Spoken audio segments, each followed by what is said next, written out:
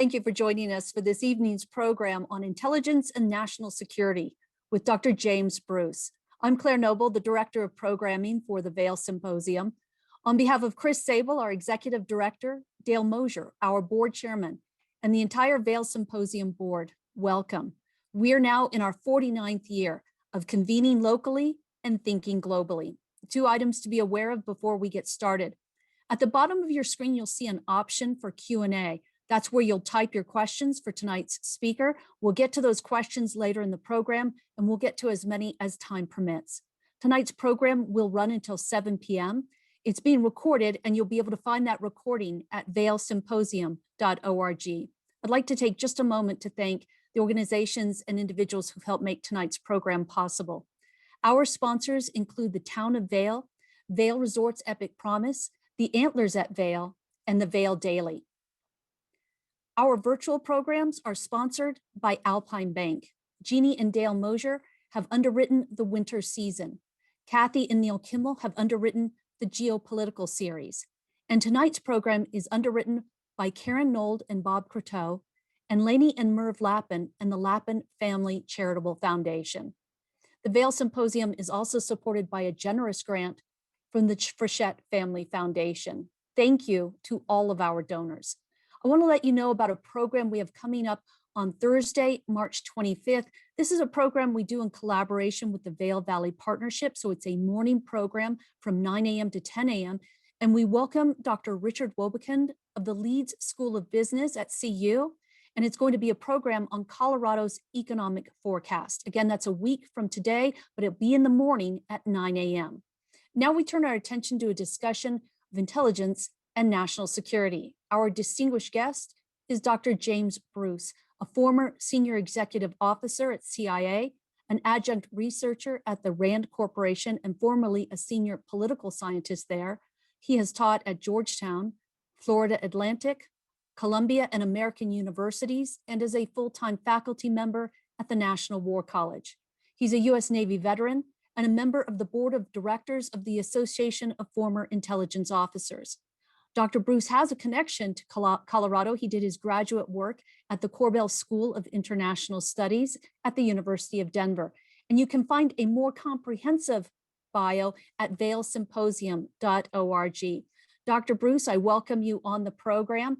And also, I just wanted to make a note there for our audience that when Dr. Bruce shares his slides with us, you can choose, if you look under view options, the side-by-side view. So Dr. Bruce, I need you to go ahead and unmute and turn on your video. Those are found in the bottom left-hand corner. There you go, great.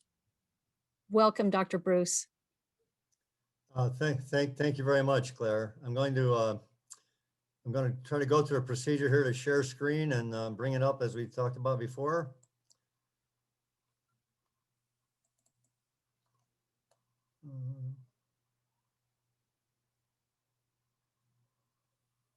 I don't see, here we go. Does it look like we're doing what we need to do here? Yep, that's perfect. And you can just advance then to your first slide. That's great. So just check back in with me. A reminder to our audience, please use the Q&A option at the bottom of your screen to direct questions to tonight's speaker, and we'll get to those later in the program. Thank you, Claire. Well, I really do mean thank you, Claire, and thank you, Chris, for the invitation to address the Vail Symposium. It's a genuine pleasure, and I feel like this is like a mini homecoming, reminding me of my 3 years of graduate study at the University of Denver. So I'm really delighted for the opportunity. This talk really is about the major intelligence issues facing the Biden administration, and what we know about the Biden administration is that it's very early right now. So in some respects, it's too soon to tell. But I do need to start out with a big caveat, and this is a standard caveat that's required by my former employers to indicate to you that these are my own personal views. They don't necessarily represent the views of CIA or the intelligence community or even the Rand Corporation, where I still have an adjunct affiliation. But let me see if I can get started here. Sometimes when we talk about intelligence and national security, we get involved in a discussion of what looks like alphabet soup. These are some of the terms that I will be using. I will rarely use their abbreviations, but there may be an occasion when I do. But I will always try to be clear about what they mean when we proceed. The roadmap for tonight is essentially two big parts. One is that when you talk about intelligence after the change in administration, there are some generic issues that would affect any administration. And I want to talk a little bit about what those would be, whether Biden were elected or somebody else. And then the second thing is issues that would be unique to this particular administration. So we'll talk about both of those. Those are major parts of the presentation. Let me start here with the concept of issues, intelligence issues that would be faced by any new administration. So starting with the concept, really, why intelligence? What is intelligence? Why is this an issue? And the first point I want to make, I think, is that historically, intelligence has not been a campaign issue, and it was not a campaign issue in the most recent campaign of the 2020 election.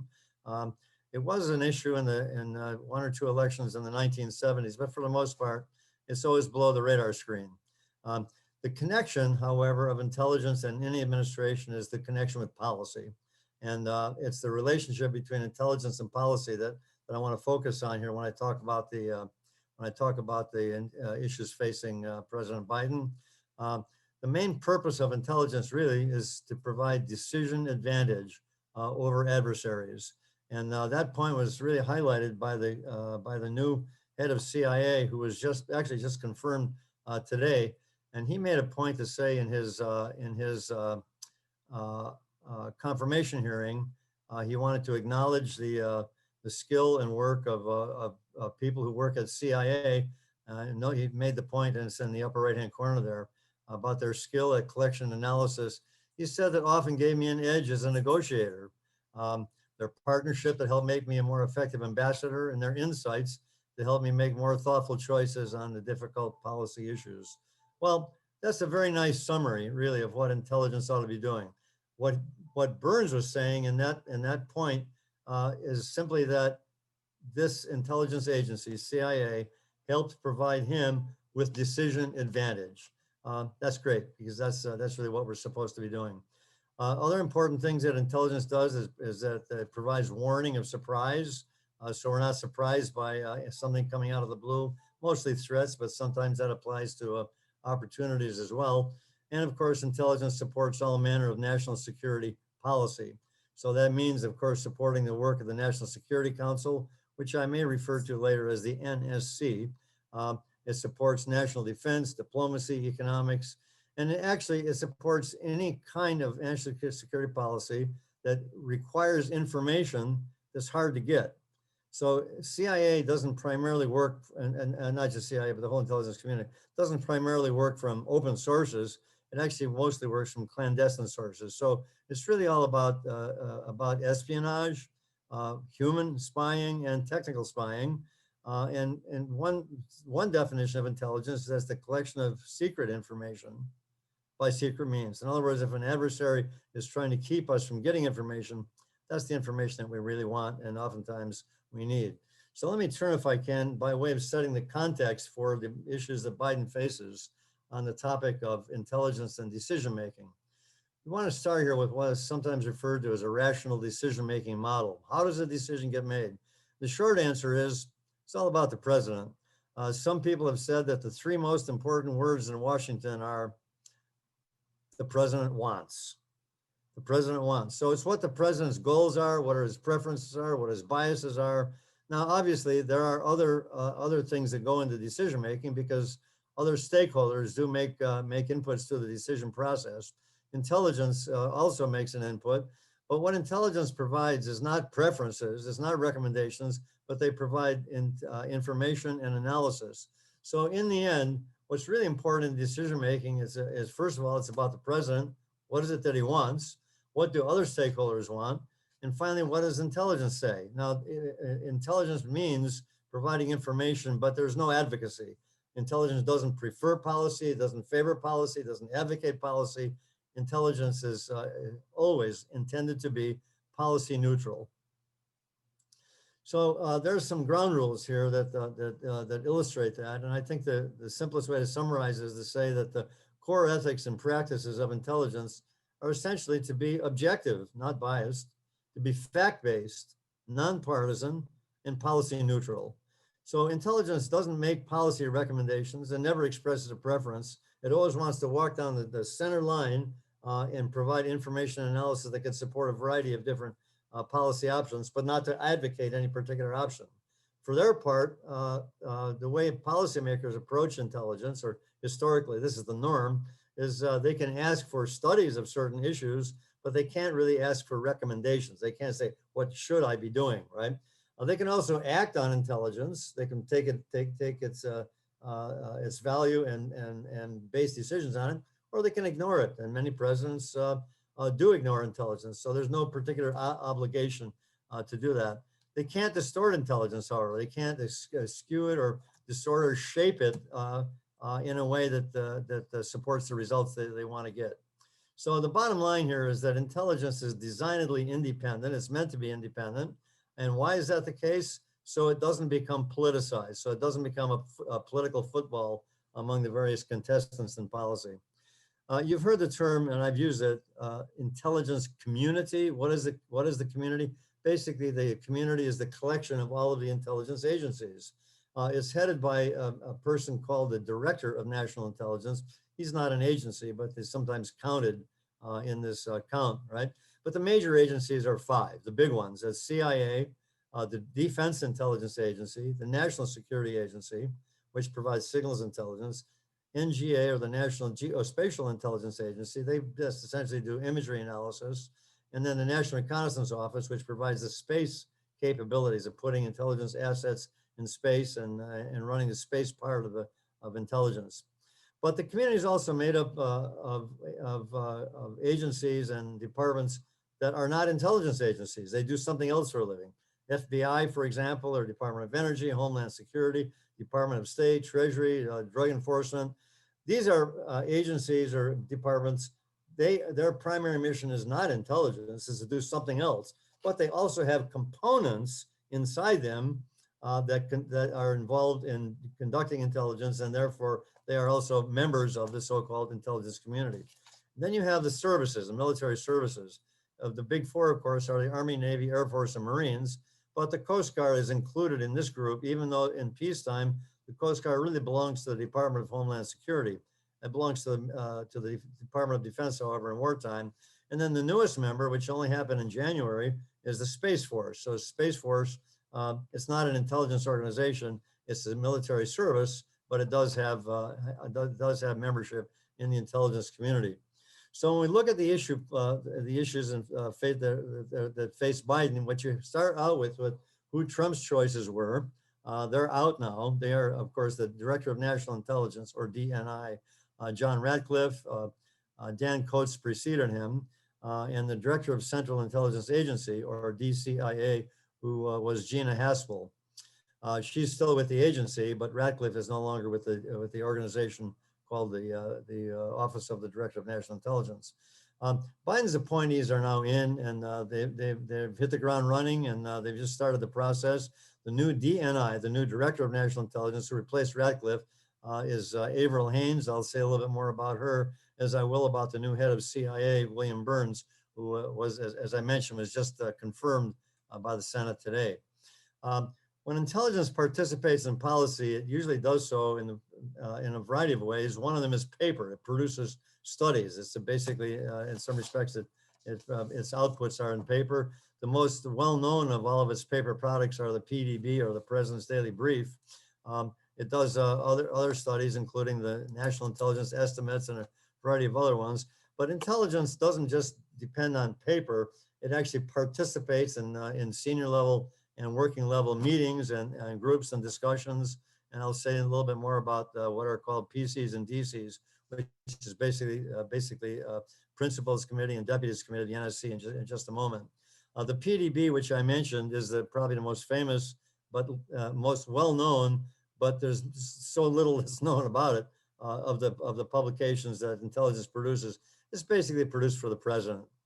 The president in a very, very small group. It's rarely does it have more than 20 recipients. It's often less than 20. It always goes to the president and vice president, members of the National Security Council, and maybe just a tiny, tiny handful of others. Here's a quotation about the PDB. A recent president said, "I get it when I need it. I'm like a smart person. I don't need to be told the same thing in the same words every single day for the next 8 years." Who said that? It was Biden's predecessor, Donald Trump.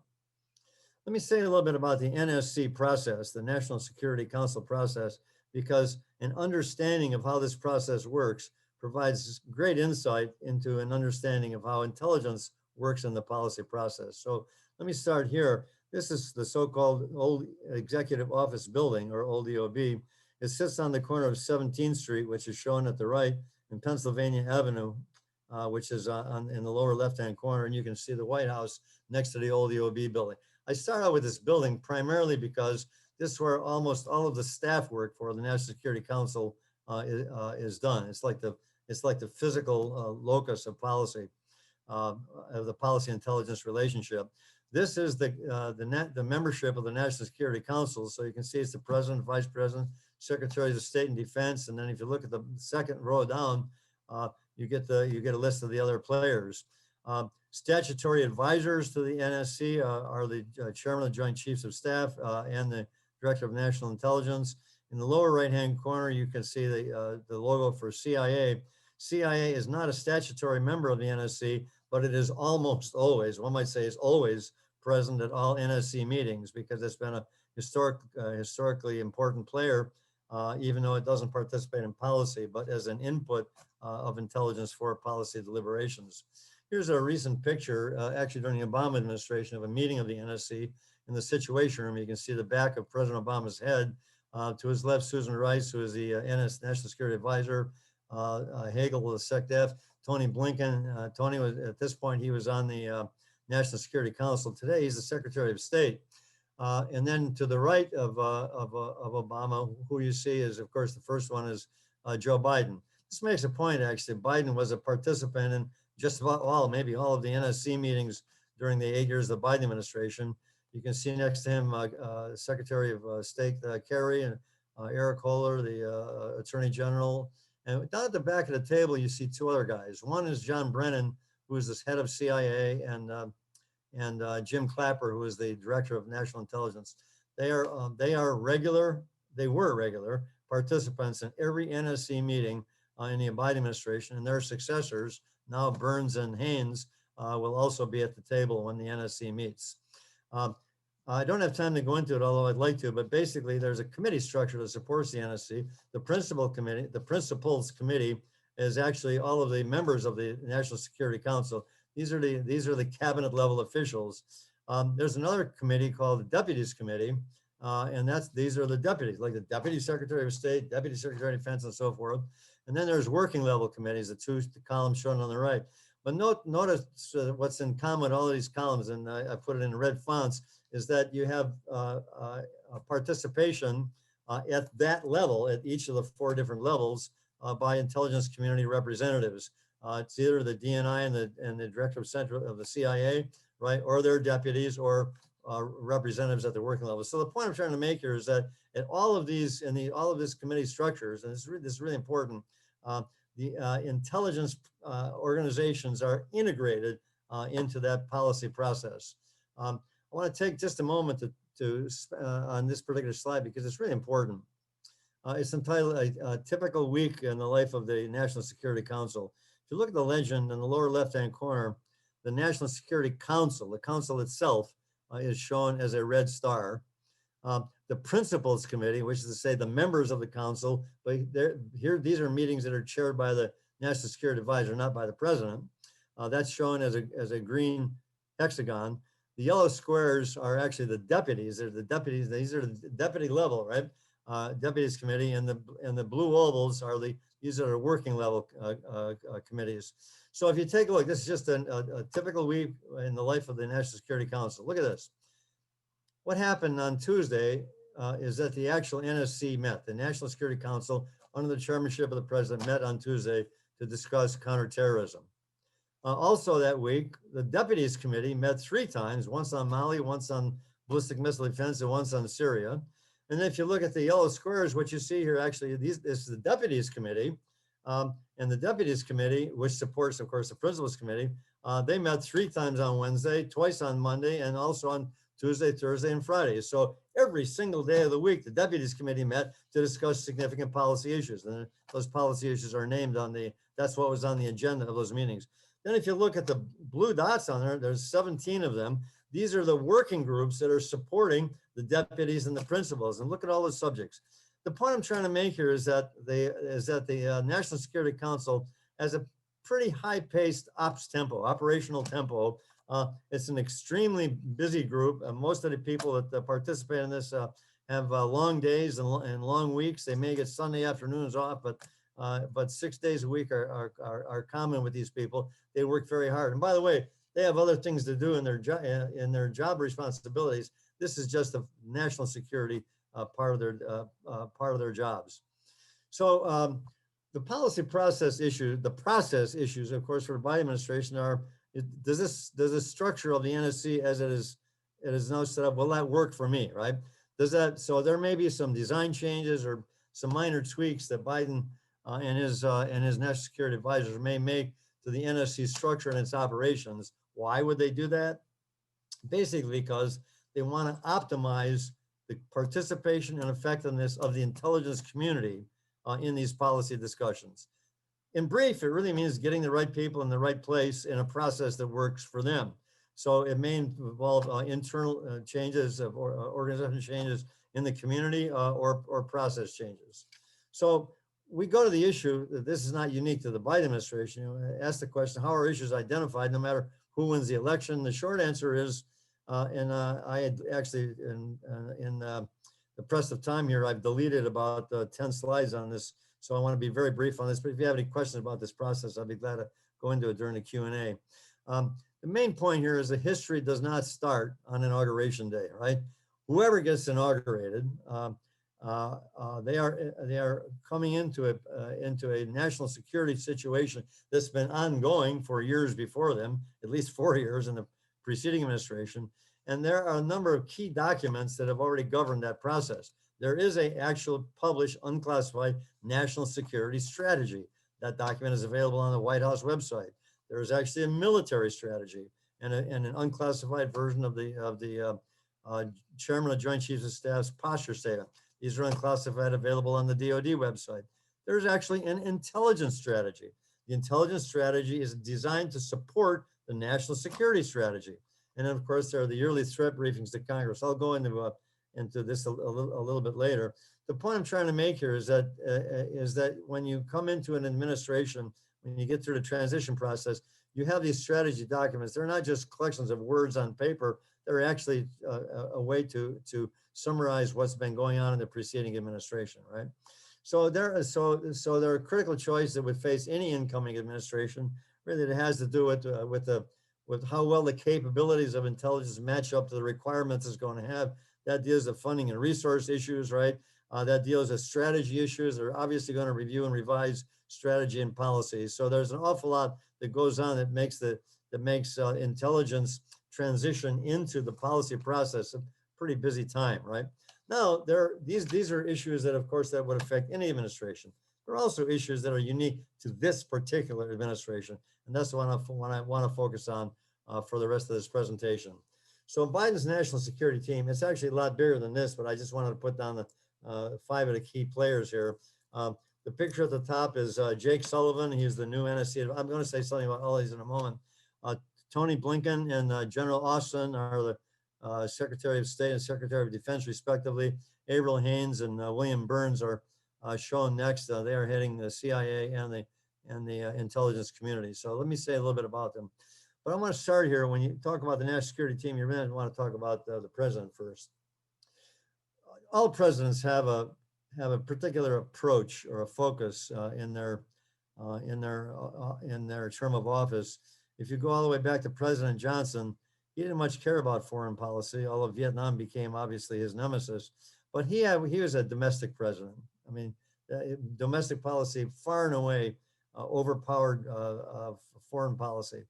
On the other hand, Ronald Reagan had a very strong national security focus. He was a much more national security focused president, as I think was his successor, George H.W. Bush. So, but Biden is mostly about domestic policy.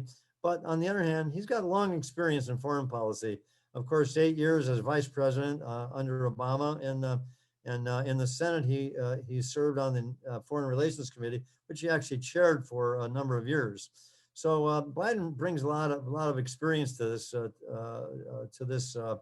this job of running national security. But what does he value in his people? The short answer is he values competence. He wants people that know what they're doing. He values experience, and he values personal relationships. And if you look at every single appointment that Biden has made so far, his appointees exemplify those three attributes. They all exemplify competence, they exemplify experience, and they've all had a personal connection in one way or another with President Biden. So Biden's first priority, I think, is going to be to restore American global leadership, rebuild alliances, while repudiating Trump's approach, which is called America First, and his anti-establishment approach to intelligence. Those, I think, are going to be the big takeaways from this transition. The key players, obviously, as I mentioned, are Jake Sullivan, the National Security Advisor, Blinken and Austin, who run the Departments of State and Defense, and of course, Haynes and Burns, who are the key players in the intelligence community. I'll only mention about something briefly about three of them. Sullivan is probably, I think, is the youngest National Security Advisor that we've ever had. He has a reputation for brilliance. Rhodes Scholar. He went to Yale Law School, clerked for the Supreme Court. He was chief counsel on a Senate committee. He was in charge of policy planning at the State Department. He was also pretty close to Biden, and also maybe coincidentally close to Secretary of State now, Anthony Blinken. So the point here is that Sullivan shares their views about the importance of allies and allied relationships, and that what would be a proper global role for the United States. He fits right in. Sullivan's a great choice to work with this group, right? So, but the key issue for Sullivan is how he's going to run the NSC, right? What role the National Security Council will actually have in policy formation. That's a big deal because he's a young guy, relatively junior as a lot of these players go, and he's going to have, I think, a lot of number of disputes with the pachyderms in policy, with the guys who like the Department of Defense, Department of State, and so on and so forth. So his ability to manage those other principles on contentious issues will, I think, in the end determine if his managerial skills match his intellectual brilliance. Avril Haines is also has really strong intellectual credentials. She was a physics major at the University of Chicago. She went to Georgetown Law School. She was a legal advisor to the Senate Foreign Relations Committee. Oh, by the way, when Biden was the chairman of that committee, that's where their connection really began. She had a couple of senior positions on the National Security Council staff, right? She was also Deputy National Security Advisor. And then she was appointed to be Deputy Director of CIA for a 2-year period.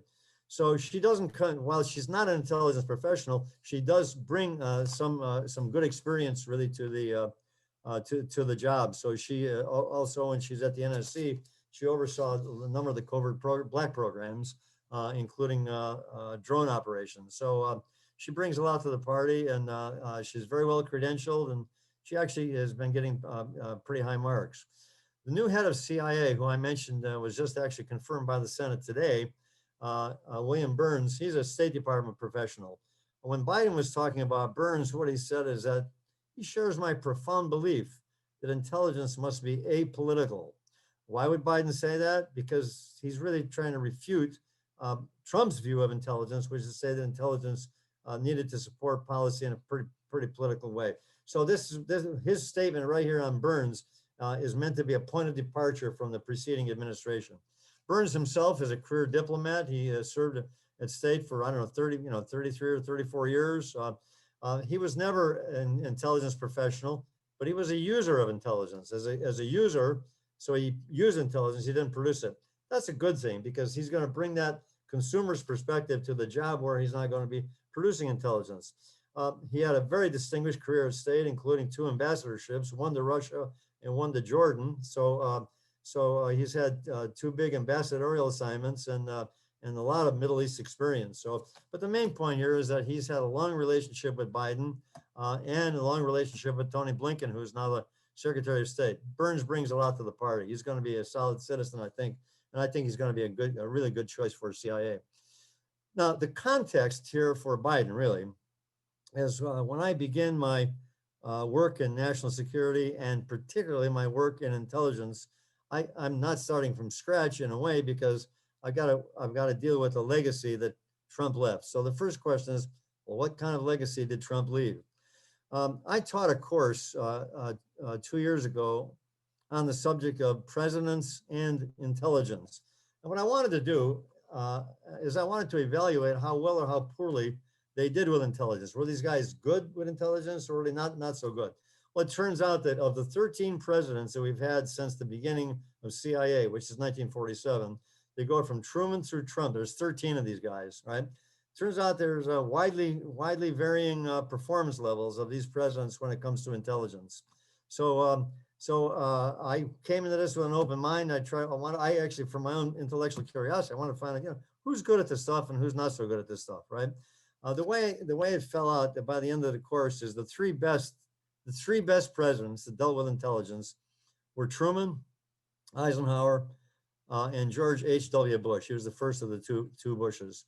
Hands down, these guys were the best because they all had a very good understanding of intelligence, of its importance, of its role in policy, and how to use it, how to maximize its uses without politicizing it. Bush actually was the head of CIA for over a year. He was the DCI during a period when he was actually a senior official in the Republican Party. A lot of people were concerned that he would politicize intelligence.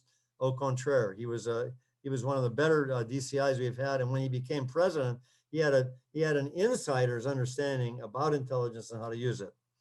At the other end of the spectrum, by far the worst users of, this is my judgment, the worst users of intelligence were Clinton, Nixon, and Donald Trump. Trump actually was, I believe, in a class by himself as a negative user of intelligence. And I'll try to explain why here. This is really important because this is the context in which the Biden administration has got to stand up and run intelligence. I think Trump got off on the wrong start here with his relationship with the Russian dictator Vladimir Putin. I call this the original sin because this is actually how this actually had a formative effect on the way Trump began to approach intelligence and policy, and his close relationship with Putin, I think, was a pretty poisonous and toxic element in his relationship with U.S. intelligence. They actually lived in 2 different universes. For the entire 4 years, here are 4 really, really important policy issues, all of which became public, where the intelligence community said one thing and Donald J. Trump said another thing. All right. So they were in two different universes, two whole different worlds on these issues. Right. One was the Russian intervention in the 2016 elections, which intelligence documented with incontrovertible detail about the extent of the Russian intervention in the election, which Trump continued to do, and actually still to this day does not admit that the Russians actually intervened in the 2016 election that got him elected. Right? They differed significantly on the issue of North Korea's willingness or its unwillingness to give up its nuclear weapons program. Trump said, yes, they will. The intelligence community said, no, they won't. We have no evidence that they will do that. Iran's compliance with the nuclear agreement that we had worked out to put nuclear controls on the Iranian regime. Again, the intelligence community and Donald Trump were on opposite sides of the fence. And finally, the brutal killing and dismemberment and killing of the American journalist Jamal Khashoggi. He was actually a Saudi expat who worked for the Washington Post, wrote for the Washington Post. And the question is, what was the role of the Saudi Crown Prince MBS Mohammed bin Salman? Intelligence had, and they just published an unclassified study that there's not a shadow of doubt in the view of the data gathered by intelligence that bin Salman was completely involved in that assassination. And of course, that was at odds with Trump's view. The point is that in all of those cases, in every single one of those, the president publicly announced his differences with the agencies, said that the agencies were wrong. In one case, he said they ought to go back to school. And in all cases, or 3 out of 4 cases, he agreed actually with the dictators, Vladimir Putin, Kim Jong-un, and the Saudi Crown Prince, agreeing with them over U.S. intelligence and rejected intelligence. So the implications of these cases are actually pretty far-reaching, because in all those cases, the intelligence was sound and solid, and in some cases incontrovertible. In all cases, the president rejected the intelligence without any factual basis to do that. So one can only speculate why, and I think the short answer is almost certainly for political reasons or for personal financial reasons. Now, in defense of Trump, he doesn't have to accept intelligence. I mean, there's ample precedent, of course, for disregarding it. Many presidents often do.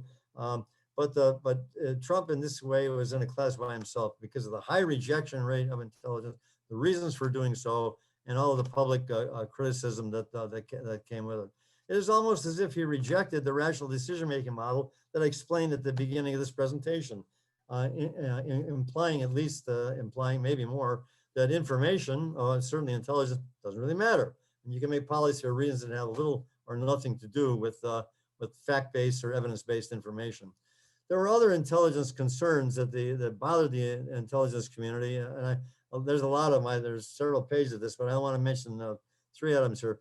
One, I don't know if you paid any attention to this, but the president had a summit meeting with Vladimir Putin in Helsinki, and his performance at that summit meeting, I think, was disgraceful from the standpoint of the United States, and frankly, from the standpoint of the way he treated intelligence, because he publicly sided with Putin over U.S. intelligence, rejecting the U.S. intelligence position, empirically documented, about the Russian intervention in the 2016 election.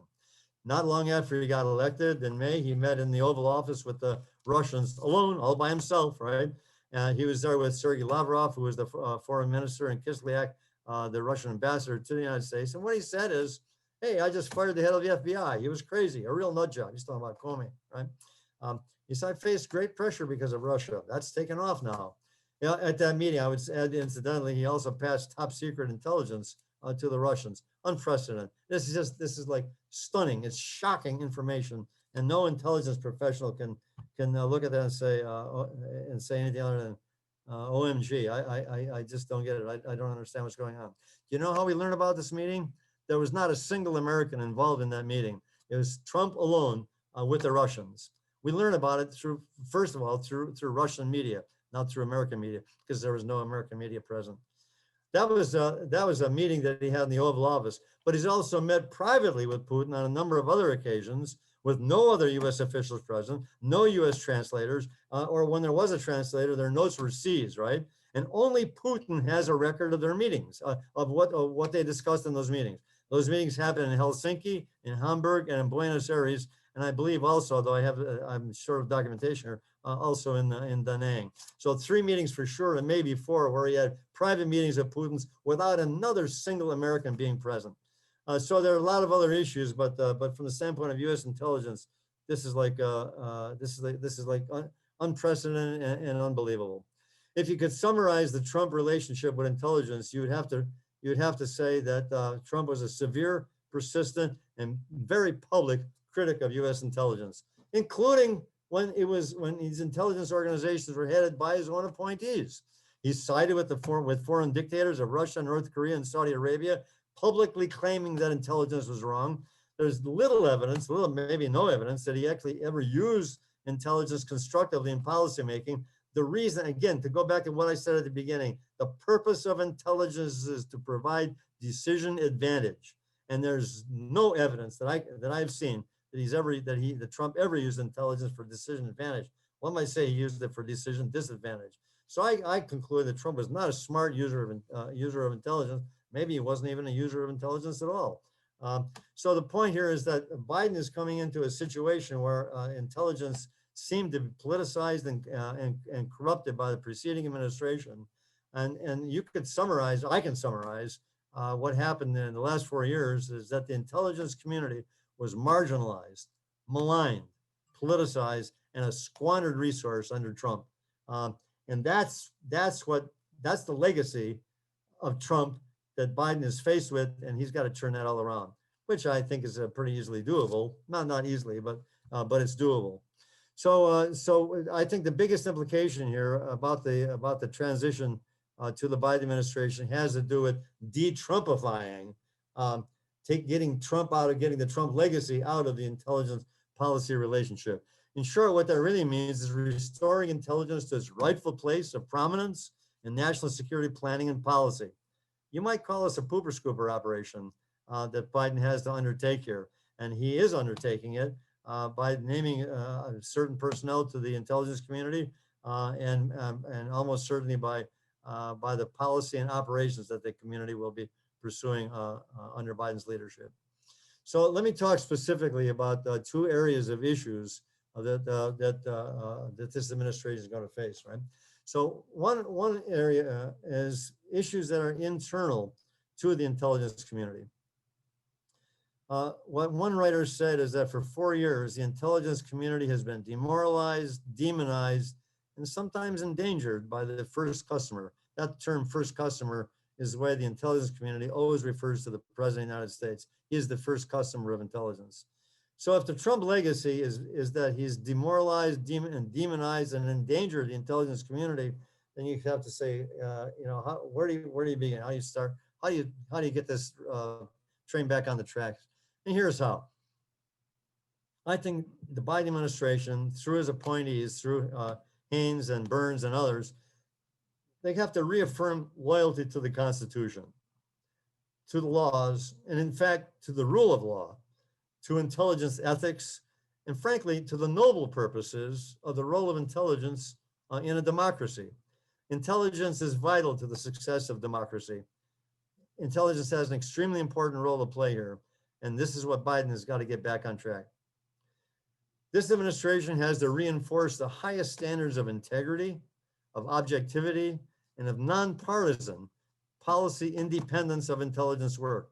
That's why Biden made the point that about Burns. He said that we're in the same place, that intelligence has to be apolitical. The Biden administration has got to begin a major job of restoring morale throughout the intelligence community, CIA, the DNI, and the key agencies, right? He's got to protect the whistleblowers. He's got to restore the function of the inspectors general. All of these things are necessary to the integrity of intelligence and the way intelligence operates. These are institutions that are badly damaged. He's got to rebuild the foreign liaison partner relationships. And obviously there's a lot of other standard work that he's got to do internal to the community to bring it back up to speed so it can perform at the level that it should. Now I have to say editorially here,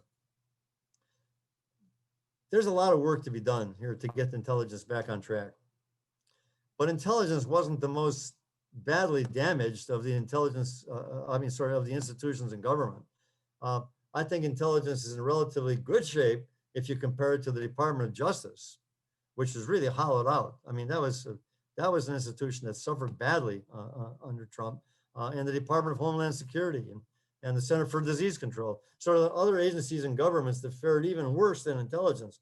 But make no mistake, there's an awful lot of work to do in intelligence to get it back on track. And the most important objective for Biden is to restore the rightful standing of intelligence in the NSC policymaking process. Those are the internal things to do. Now, the external things that the Biden administration has to do for intelligence has to do with how it supports policy. How do you support? How does intelligence best support the national security policy process? Well, what I would do, I mean, these are this is my thinking, and I'm sure others agree, some may disagree. You got to prioritize better than we have. Cyber intelligence has to be not just prioritized at the top of the list. In some ways, you could say it's been at the top of the list, but it hasn't. It's been there rhetorically. It hasn't been there in practice. Cyber intelligence has got to get significantly better than it has been because we are suffering badly from cyber attacks by Russia. SolarWinds is only the most recent example, and by China, and by Iran, somewhat by North Korea. The point here is that we have to do much better with the cyber problem that we have. We need better cyber defenses, and frankly, we need effective cyber offense. In other words, we've got to be able to use cyber as a weapon to provide better countermeasures. And many people have said it publicly, and that is that the countries that use their cyber weapons against the United States will continue to do so unless they are made to pay a price. And until we have effective countermeasures for these cyber attacks on the United States, until offenders like Russia begin to pay a price, they're not going to stop. Why would they? They have no incentive to change their behavior. The Biden administration has also got to prioritize covert foreign influence. We also saw this in the 2020 election, not just the 2016 election, but particularly covert influence exercised online through social media, covert influence that targets elections, that targets domestic extremist groups, and that manipulates the U.S. public opinion through social media. Extremely important priority, and we really have to take important steps to address that problem.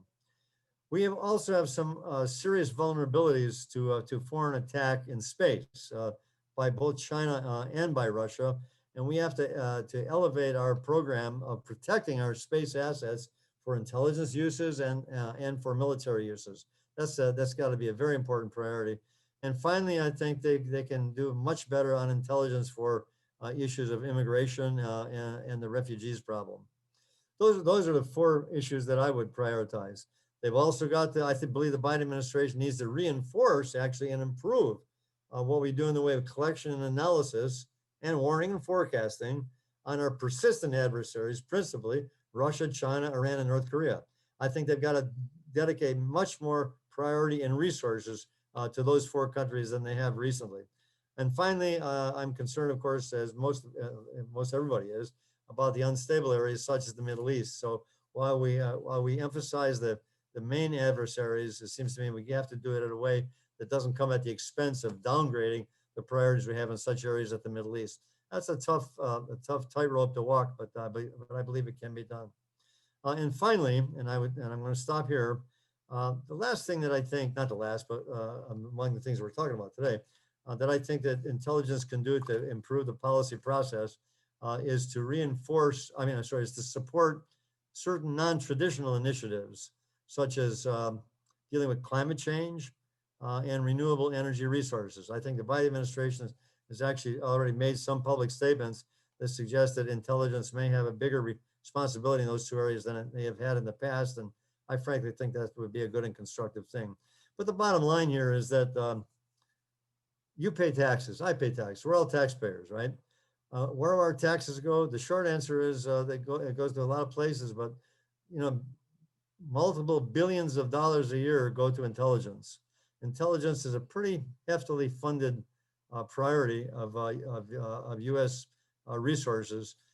Billions of dollars a year, I don't know the exact number, go into intelligence. And the question you have to ask as a taxpayer is, are we getting our money's worth? Intelligence, I believe, in the last 4 years was a squandered resource. I've already mentioned that. We need to demonstrate the value added. By we, I mean the Biden administration needs to demonstrate the value added of the significant resource investment in the intelligence community is going to work on behalf of the American population, of its citizens, and support the kinds of national security policies that the Biden administration is going to prioritize. So there's a way to get their money's worth out of the taxpayer investment that we're putting into this.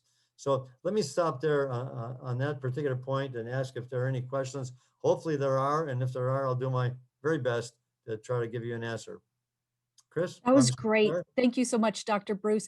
Actually, if you want, you can go ahead and stop sharing your screen if you're done with your slides, and then it'll just be you and I on the screen. We do have a lot of questions, and I'd like to start with a question from Richard, or really kind of a comment of his, and this circles back to the Kislyak meeting in the Oval Office with former President Trump.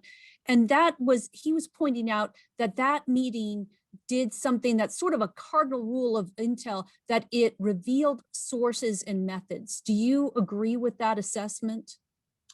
Yes, I completely agree with it. I didn't make this point, although the point was on one of the slides, but I'm kind of racing through some of the key points. The protection of intelligence sources and methods is actually a sine qua non for effective intelligence. If you cannot protect your sources and methods, if you lose them, you're not going to have any sources or methods. So the issue basically is how you do that. Now we've had a terrible problem, and not just in the Trump administration. I mean, for many years of disclosures of intelligence.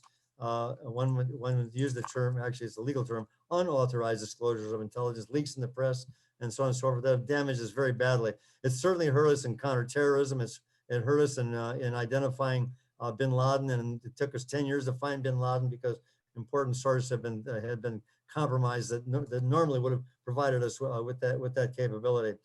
The breach that happened in the Oval Office was sensitive intelligence shared to us by a liaison partner. In this case, I believe it was Israel.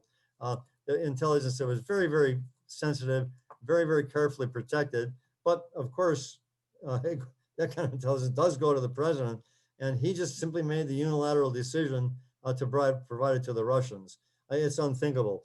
One can't dispute the legal basis for doing so. He is, after all, the president of the United States, and in some respects has extraordinary, although one might say arbitrary, extraordinary power in terms of the issue of classification, declassification. So there are no legal grounds where you could say this, that he violated law, but he violated in an extreme way the cardinal principle of the importance of protecting intelligence sources and methods. Now, I don't know particularly what the intelligence loss was, but I know that there was one. And after most compromises, there's oftentimes done a damage assessment to try to figure out what we lost and how we can regain the kind of capabilities. So, but that was an egregious example, and the only one that I know of that was ever done by a president of the United States on purpose. Judy, that wasn't an accident. Judy has a question about our intelligence structure and how it compares to other countries, in particular European countries, and what are the strengths and weaknesses of our system versus, say, a country like England or Israel. Yeah, that's a very good question. In the case of England and Israel, I would say that these are countries that have regional interests and less so global. The United States is a global power. So it has the structure of its intelligence community is actually meant to support global objectives. So what you have is, so the issue here with the United States is we have 17 intelligence agencies. That seems like a lot of agencies. Sometimes people are surprised or saying, "Oh my God, why do we need so many intelligence agencies?" And the short answer is because we have a lot of customers that use intelligence produced by a lot of those individual agencies. Air Force, for example, needs intelligence that CIA can't provide, or sometimes DIA can't provide, but Air Force intelligence can provide it. So every one of those intelligence agencies has not everyone, but nearly everyone has a specified customer set. So I would say that the structure of U.S. intelligence, first of all, it's very large, very diverse, very capable. It has global reach on its agenda, and it's at the technological cutting edge of intelligence as well as in human operations. So nobody can come close to this. Back in the old days, we used to have the discussions about who's better, KGB or CIA, right? And there were comparisons made with different countries. In general, I would say the intelligence structure of the United States is appropriate to its national security responsibilities. That may also be true with England and Israel. And they're, by the way, they're both very good. Both those countries are very good. If you made a list of some of the best countries in intelligence, those two would clearly be on the list. But they're much more constrained and smaller and more limited than U.S. intelligence. Dr. Bruce, we're getting a number of questions about the intel call on WMD that led to the war in Iraq. Do you want to set the record straight on that, whether or not it was an intel failure or a political failure? Yes, yeah. It was, thank you for that question. It was actually both. let me say that I served on the president's WMD commission. The president set up a commission after that fiasco. And let me summarize what the fiasco was. The U.S. military was prepared to go to war in Iraq. Nobody knew the particulars, but the sense was, yeah, we're getting ready to invade Iraq. There was an awful lot of policy rhetoric on the part of Dick Cheney, the Vice President of the United States, and Doug Feith, some from Condoleezza Rice and others. But the point is that there was a sense in the air that we're getting ready to invade Iraq. And the justification for doing so initially was twofold. One is that was counterterrorism. They were saying, well, actually, there's a relationship between Saddam Hussein and bin Laden. That was not true, and intelligence said so. Or there's a relationship between Iraq and Al Qaeda. That was not true either, and intelligence said so. The other justification was, well, there are weapons of mass destruction in Iraq, and under UN sanctions, they would not be allowed to develop those. But the argument that the administration is making is that they have violated those sanctions and are now reconstituting chemical weapons, biological weapons, and nuclear weapons. So the issue was, so Congress, not the president, but Congress asked the intelligence community to do a national intelligence estimate to investigate, is that true? Are these guys really building up their chemical weapons, that are building up their biological weapons, and are they reconstituting the nuclear program? There were other questions, but those are the three main ones. And the intelligence community did an assessment, an estimate. The problem was it was given a deadline, and the deadline was 21 days. Do this estimate in 21 days. And they did, they met the deadline. But that was, I'm sorry to say, that was a big issue, right? Because when you have an issue of war and peace on so significant a problem as weapons of mass destruction, the question is, can you do the topic justice in 21 days? And the answer was, well, it depends on how well or how poorly you've done in intelligence before then. The answer is we hadn't done very well before then.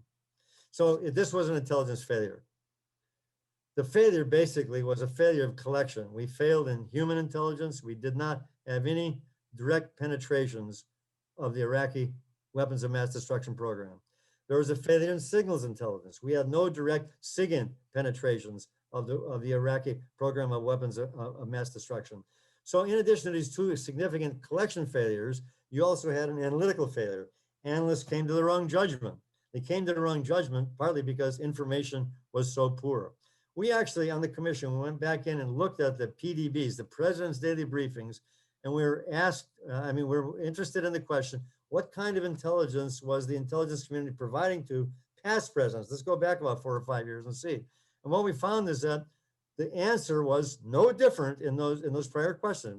There was simply no different. We had been saying all along. So the answer in the case of Iraq was, we said, yes, they are building up their chemical weapons program, they're building up their biological weapons program, they are reconstituting the nuclear program. That was the same message we've been telling them for years. And it was wrong for years. We did not have good intelligence to support that. What had actually happened is Saddam Hussein had shut down those programs and we missed it. And do you know partly why? Because he had a deception program. He was actually playing two sides of the story. He was telling the United States and the UN, I've shut down my programs, but would not provide evidence that he did so. And he was repeatedly asked to provide the evidence, and he never did. All right, but he was also telling his adversaries, principally Iran and Israel, and the Shiites. He was telling them basically that I've got weapons of mass destruction and I'm going to use them on you. So he was following this bifurcated, this dual line, right? So intelligence essentially took him at face value when he said he still had the weapons, disregarded his statements that he didn't have the weapons, right? But we never did good intelligence. So this is a failure that goes back years, because when push came to shove and we're actually on the front line to have to produce an authoritative, reliable answer, we gave the wrong answer. That was the problem. And we gave the wrong answer because it was a collection failure and it was an analytical failure.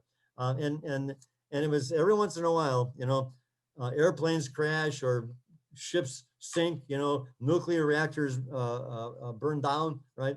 Or overheat. So you have, every once in a while you have some extraordinary bad things happen in all industries. That was the spectacular intelligence failure There's no excuse for it. And we're just wrong. I think the community has done an awful lot in the meantime to try to correct the sources of those errors. I don't think that they would repeat those same kinds of errors again. But it was absolutely an intelligence failure, but it also was a policy failure. Thank you for answering that question so thoroughly. I really want to apologize to our audience members who have great questions, but we're really out of time now. And I wanted to give Dr. Bruce the final word. And Dr. Bruce, I guess I would just ask you two questions essentially. What most concerns you looking towards the future, and what gives you hope looking towards the future? Well, I think what most concerns me is the persistence of the policies of China and Russia and a seeming inability of the United States to actually do something about that. We've worked hard, and I mean, in prior administrations, really, to try to bring our adversaries closer to us. It's like it's always up to, they don't reach out to us and say, hey, let's be friends, right? So it's been a consistent theme of U.S. policy to try to improve relations with those countries, and that hasn't happened. That's very discouraging, and I have to say that I think Biden's going to have a big problem with both China and Russia, to say nothing of Iran and North Korea. What gives me hope is, and it's a sliver of hope.